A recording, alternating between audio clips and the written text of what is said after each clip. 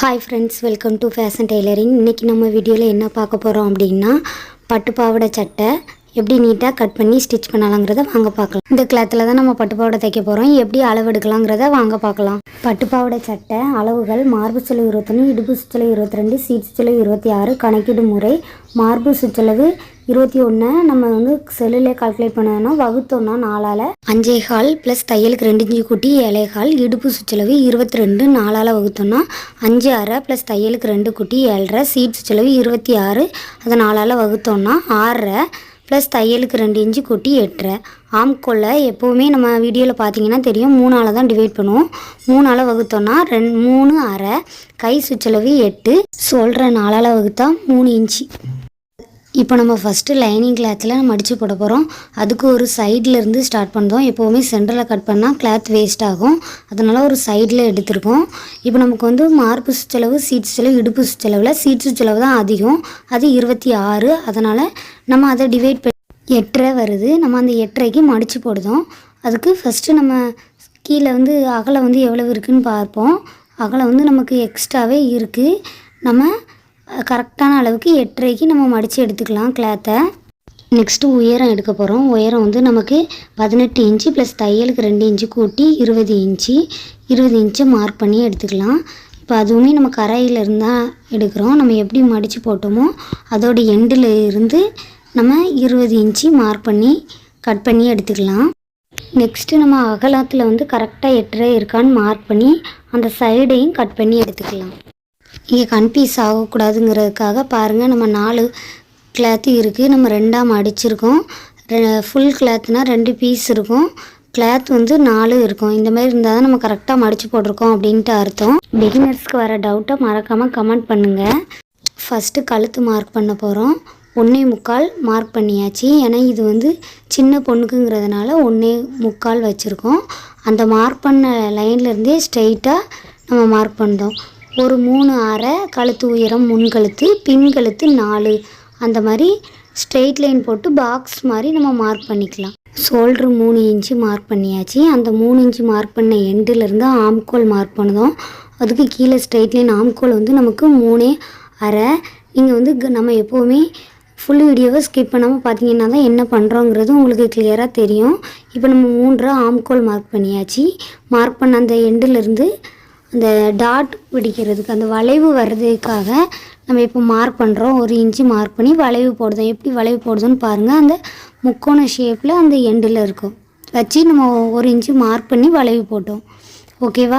Next மார்பு சுற்றளவு mark பண்ண போகிறோம். மார்பு சுற்றளவு 7.25. ஆம்கோல்லேருந்து 5 இன்ச்சுக்கு கீழே தான் நம்ம மார்பு சுற்றளவு மார்க் பண்ணியிருக்கோம், 7.25. நெக்ஸ்ட்டு 5 இன்ச்சுக்கு கீழே இடுப்பு சுற்றளவு எடுக்கும், அது நமக்கு 7.5. நெக்ஸ்ட்டு நமக்கு சீட் சுற்றளவு எடுக்க போகிறோம். சீட் சுற்றளவு நமக்கு 8.5. நம்ம அதே அளவுக்கு தான் கிளாத் எடுத்திருக்கோம்.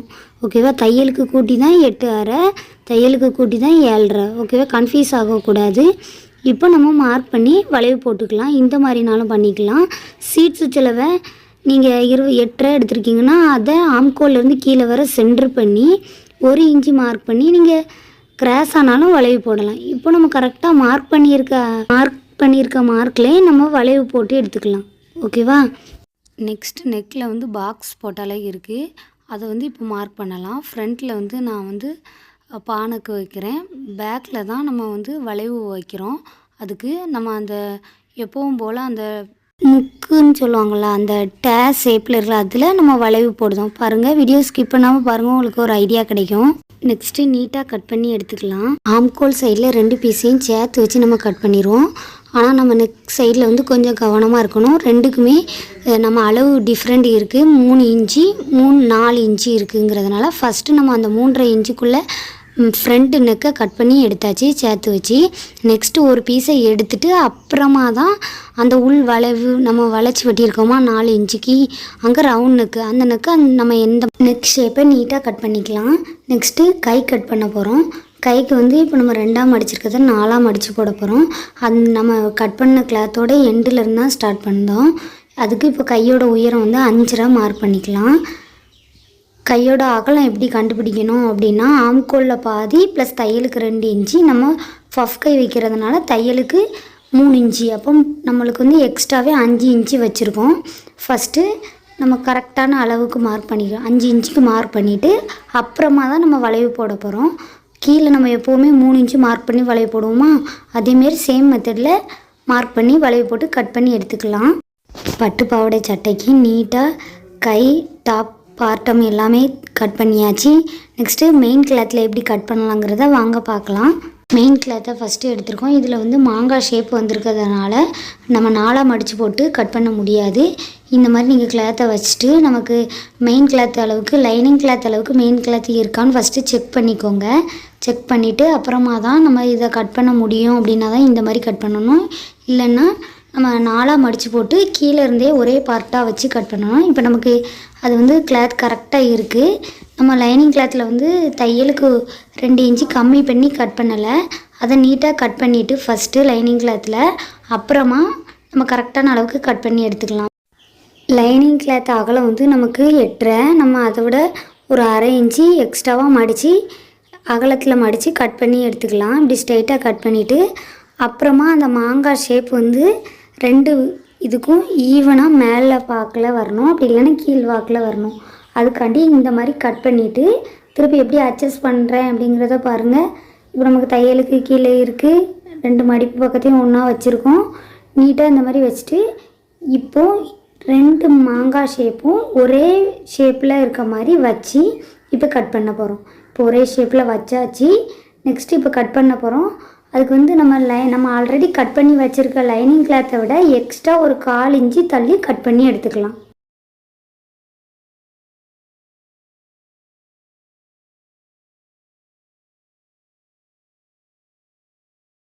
நெக்ஸ்ட்டு ஸ்லீவில் வந்து மெயின் கிளாத்து கட் பண்ண போகிறோம். அதுக்கு இந்த மாதிரி மடிச்சுட்டு அது ரெண்டுமே நமக்கு சைடில் போகிற மாதிரி மடிச்சிருக்கோம்.